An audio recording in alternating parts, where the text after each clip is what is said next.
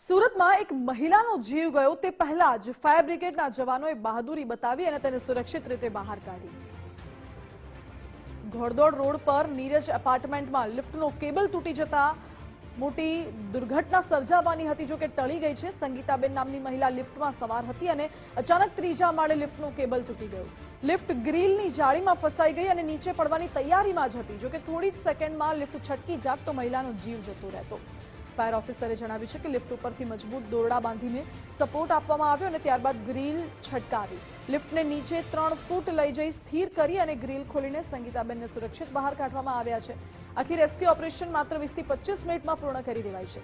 મહિલા હાલ તો સ્વસ્થ છે અને ગભરાટમાંથી બહાર આવી ગયા છે. ફાયરના જવાનોની સમયસર કાર્યવાહીથી એક મોટી દુર્ઘટના ટળી ગઈ છે.